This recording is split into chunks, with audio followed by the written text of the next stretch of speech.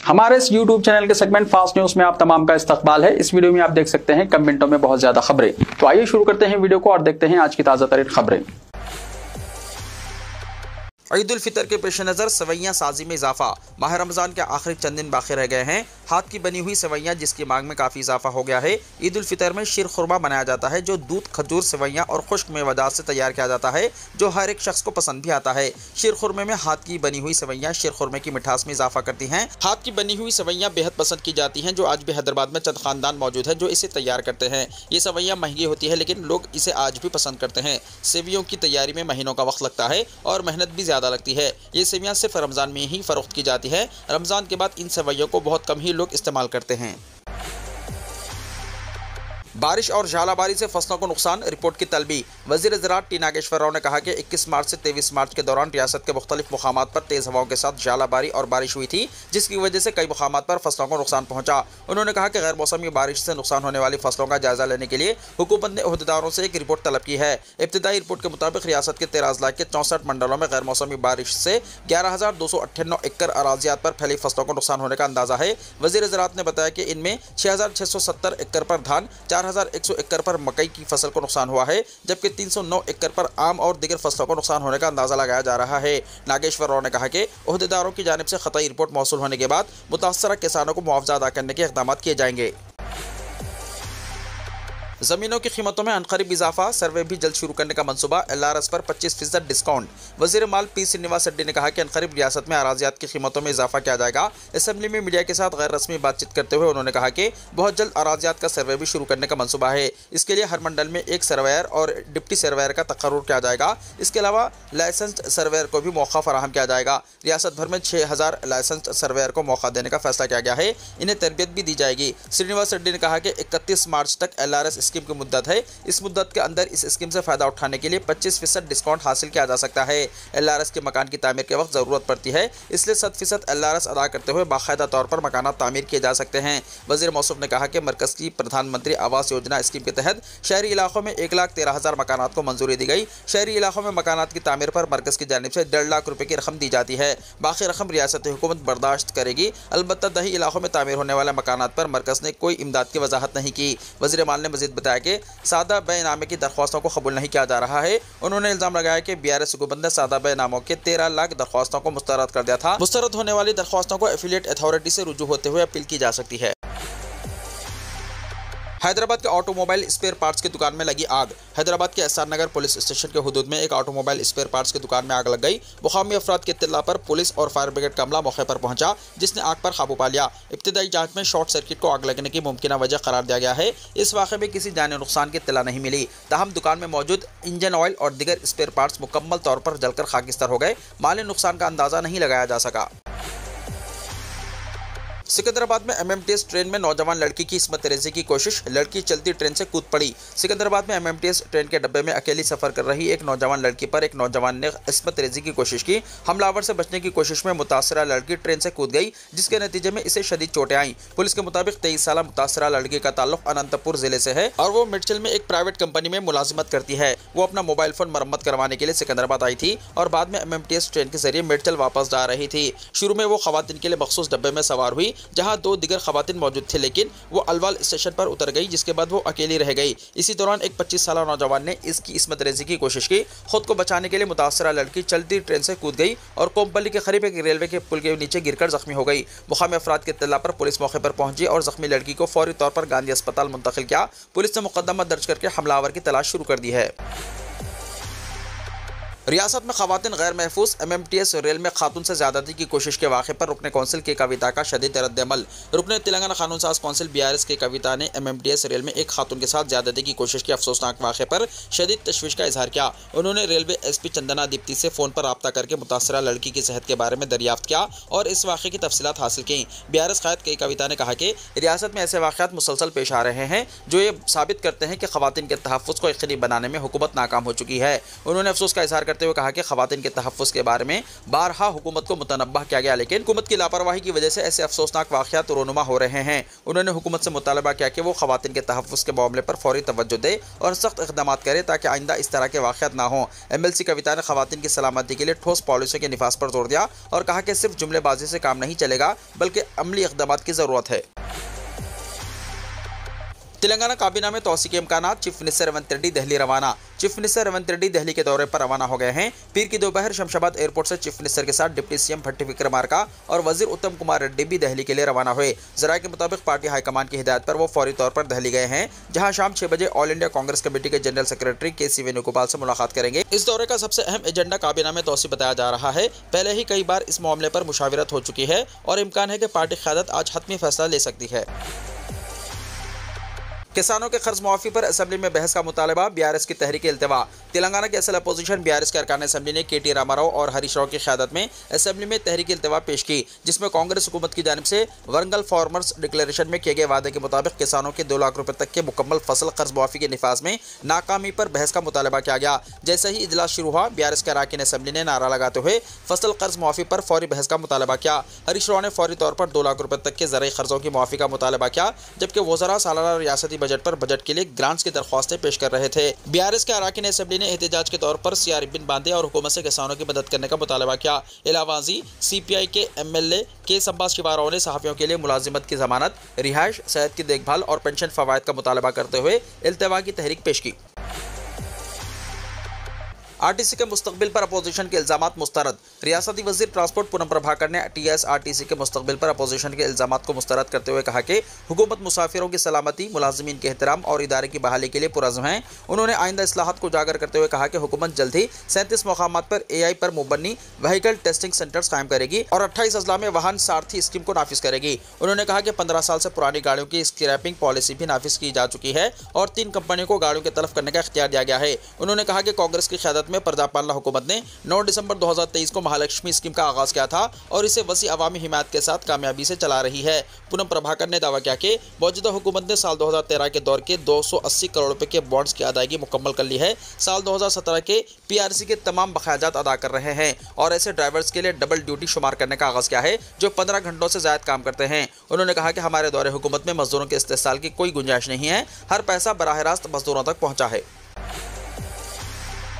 तेलंगाना में 10th class का question paper leak, 6 अफराद गिरफ्तार। तेलंगाना के जिले नलगुंडा के नकरेकल में 10th क्लास के तेलुगु एग्जाम के पर्चे सवालात के लीक होने के मामले में 6 अफराद को गिरफ्तार कर लिया गया। ये गिरफ्तारी कल रात को हुई। पर्चा लीक होने का मामला जुमे को मुकामी सोशल वेलफेयर गुरुकुल स्कूल के इम्तिहानी मरकज में पेश आया, जिसके बाद MEO की शिकायत पर पुलिस ने इब्तदाई तौर पर 11 अफराद के खिलाफ मुकदमा दर्ज करते हुए तहकीकात का आगाज किया। पुलिस के मुताबिक कुछ अफराद ने गैर कानूनी तौर पर इम्तिहानी मरकज में दाखिल होकर एक तालिब इल्म के पास से मौजूद पर्चे सवालात की तस्वीर ले ली, इसके जवाब हासिल किए और इन्हें फोटो कॉपी करवाकर कुछ तलबा में तकसीम किया। गिरफ्तार शुदगान में private teacher J Shankar, xerox दुकान का मालिक ब्रह्मा देवरा रविशंकर, C आकाश, बंडी श्रीनु, C शिवा और एक दीगर नाबालिग शामिल हैं। पुलिस ने इन तमाम को गिरफ्तार करके रिमांड कर दिया। पुलिस ने बताया कि मुलजिमीन के कब्जे से 5 मोबाइल फोन्स, एक फोटोकॉपी मशीन, एक कंप्यूटर जब्त कर लिया गया। हैदराबाद मजालिस मुकामी MLC सीट का इंतखाबी शेड्यूल जारी, 23 अप्रैल को रायदही। इलेक्शन कमीशन ने हैदराबाद मजालिस मुकामी MLC सीट के इंतखाबात का शेड्यूल जारी कर दिया है। हैदराबाद मजालिस मुकामी MLC MS प्रभाकर राव की मियाद 1 मई को ख़त्म हो रही है। इंतखाबी शेड्यूल के मुताबिक 28 मार्च को नोटिफिकेशन जारी किया जाएगा, जिसके साथ ही पर्चाजात नामजदगी के अदखाल का आगाज़ होगा। पर्चाजात नामजदगी 4 अप्रैल तक दाखिल किए जा सकते हैं। जाँच 7 अप्रैल को होगी और 9 अप्रैल तक नाम वापस लेने की गुंजाइश रहेगी। रायदही 23 अप्रैल को सुबह 8 बजे से दोपहर 4 बजे तक होगी, जबकि वोटों की गिनती 25 अप्रैल को होगी और नतीजे का ऐलान किया जाएगा। इंतखाबी अमल 29 अप्रैल तक मुकम्मल कर लिया जाएगा। शेड्यूल की इजराई से ज़ाब्ता अखलाक नाफिज हो चुका है और हैदराबाद हुदूद में सरकारी सतह पर कोई प्रोग्राम मुनक्किद नहीं किए जा सकते और न हुकूमत किसी नई स्कीम का ऐलान कर सकती है। मजालिस मुकामी सीट इलेक्शन में ग्रेटर हैदराबाद म्युनिसिपल कॉर्पोरेशन के कॉर्पोरेटर्स वोट देंगे। JHMC MLC सीट का ये इलेक्शन कांग्रेस, BRS, BJP और मजलिस के लिए अहम है। रियासत में हुकूमत की तब्दीली के बाद जो इत्तेहादी महज तश्कील पाए हैं, उसके तहत मजलिस और कांग्रेस हलीफ हैं। ऐवान में अगरचे कांग्रेस को अक्सरियत नहीं है, लेकिन वो मजलिस से मुफाहिमत करके इस सीट पर कब्जा कर सकती है।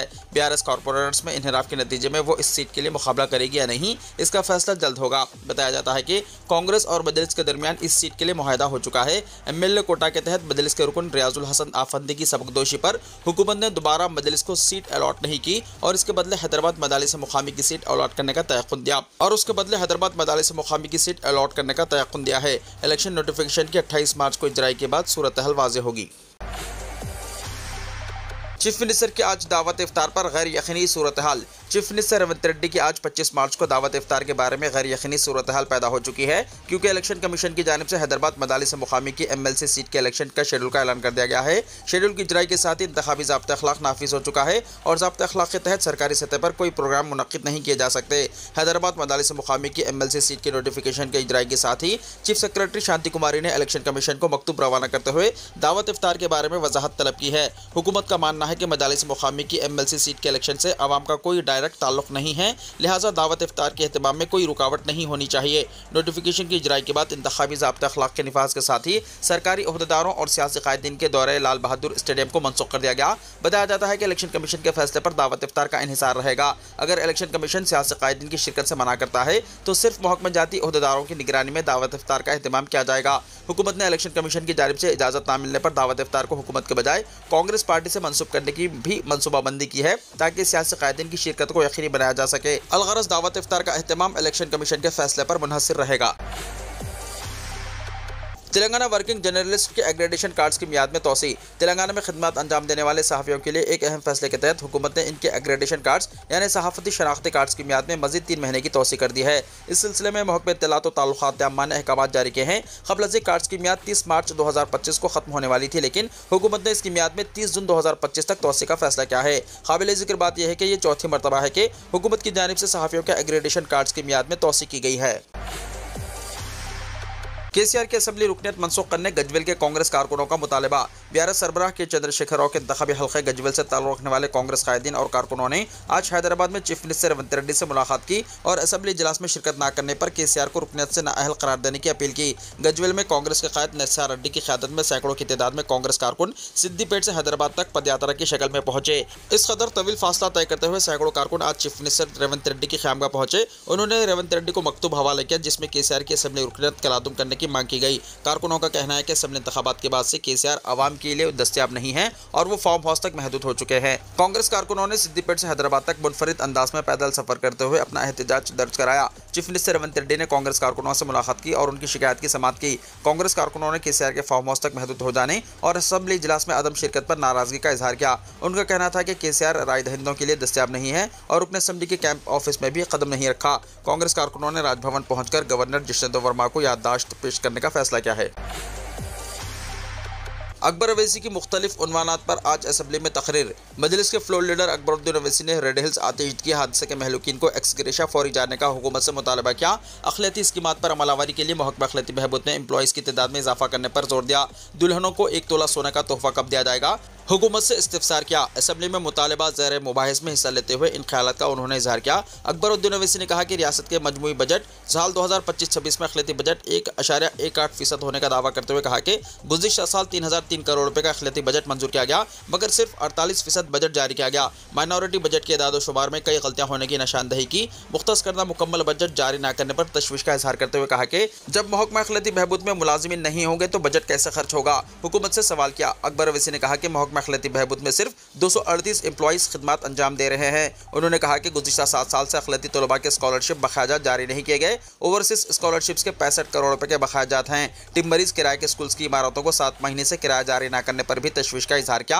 अखिलती तलबा के लिए हैदराबाद में सिर्फ एक स्टडी सर्कल होने का दावा करते हुए अजला निजामाबाद, करीमनगर, नलगुंडा, खम्बम के अलावा दूसरे अखिलती गलबा आबादी वाले अजला में अखिलती स्टडी सर्कल्स कायम करने का हुकूमत से मुतालबा किया। अकबरुद्दीन अवैसी ने कहा कि साल 2024-25 के अखिलती बजट 3003 करोड़ रुपए में 1500 करोड़ रुपए भी खर्च नहीं हुए। इसमें भी 700 करोड़ रुपए टिम मरीज को जारी किए गए। गुज़िश्ता 2 साल से हज कमेटी के आज़मीन को खिलाए गए खाने के बिल्स जारी नहीं किए गए। अकबरुद्दीन अवैसी ने KCR को रहमदिल चीफ मिनिस्टर करार देते हुए कहा कि इनके दौर में 27 लाख अखिलती तलबा को स्कॉलरशिप्स जारी किए गए। माह रमज़ान में ख़वातीन और मर्दों में कपड़े तकसीम किए गए। मौजूदा चीफ मिनिस्टर रेवंत रेड्डी से सिर्फ इफ्तार पार्टी मिल रही है।